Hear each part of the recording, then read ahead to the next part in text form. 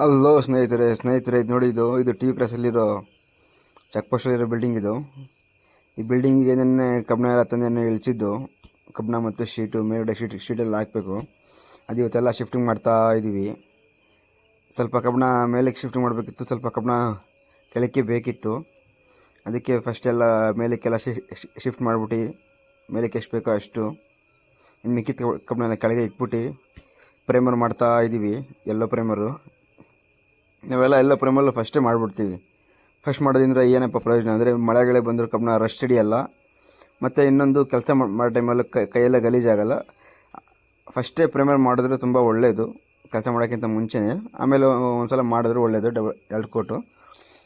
ಇದೆಲ್ಲ ಆದಮೇಲೆ ನೋಡಿ, ಇದು ಇಲ್ಲೇ ಹಾಕ್ಬೇಕಿರೋದು ಶೀಟು. ಇದು ಇಲ್ಲಿ ಸ್ಟೇರ್ ಕೇಸ್ ಇದೆ ಮತ್ತು ಇಲ್ಲಿ ಲಿಫ್ಟ್ ಇದೆ.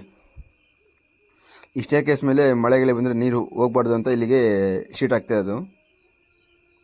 ನೋಡಿ, ಈ ಮೂಲೆಯಿಂದ ಹಿಡಿದು ಈ ಕಡೆ ಪಿಲ್ಲರ್ ಇದೆ, ಈ ಪಿಲ್ಲರ್ ತನಕ. ಇದಕ್ಕಿಲ್ಲಿ ಲಿಫ್ಟ್ ಇದೆಯಲ್ಲ, ಇದಕ್ಕೆ ನೀರಿಂದು ಇಸ್ಲು ಏನು ಹೊಡೆದಂಗೆ ಅಂತ ಇಲ್ಲಿ ಲಿಫ್ಟ್ ರೂಮ್ ಇದೆ. ಇದು ಇಲ್ಲಿ ಸ್ಟೇರ್ ಕೇಸ್ ಇದೆ. ಇದಕ್ಕೂ ನೀರು ಹೋಗದಿರಲಿ ಅಂತ ಇದಕ್ಕೆ ಶೀಟ್ ಹಾಕ್ಬಿಟ್ಟು ಸೈಡಿಂದ ಇದು ಹಾಕಬೇಕು, ಪಾಲಿಕಾರ್ಬನೇಟ್ ಶೀಟ್, ವೈಟ್ ಶೀಟು.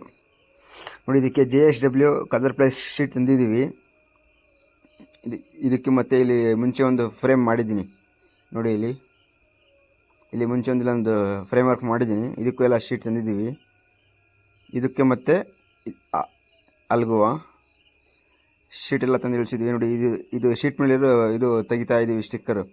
ಇದು ತೆಗೆದ್ರೆ ಒಳ್ಳೆಯದು. ಏನಕ್ಕೆ ಅಂದರೆ, ಇದು ಸ್ವಲ್ಪ ದಿವಸ ಆದಮೇಲೆ ಬಿಸಿಲಿಗೆ ಒಣಗಿ ಇದು ಶೀಟೆಲ್ಲ ಪೂರ್ತಿ ಗಲೀಜಾಗಿ ಕಾಣುತ್ತೆ. ಮತ್ತು ಅದು ಶೀಟ್ ಎದ್ದು ಹೆಂಗೆ ಇರುತ್ತೋ ಅಲ್ಲಲ್ಲೇ ನೀರು ನಿಂತ್ಕೊಂಡು ಶೀಟು ಬೇಗ ಆಗ್ಬಿಡುತ್ತೆ. ಈ ಥರ ಶೀಟ್ ಮೇಲೆ ಇರೋ ಪೇಪರು ಕಂಪಲ್ಸರಿ ತೆಗಿಲೇಬೇಕು. ತೆಗೆದ್ರೆ ತುಂಬ ಒಳ್ಳೆಯದು, ಶೀಟ್ ನೀಟಾಗಿರುತ್ತೆ.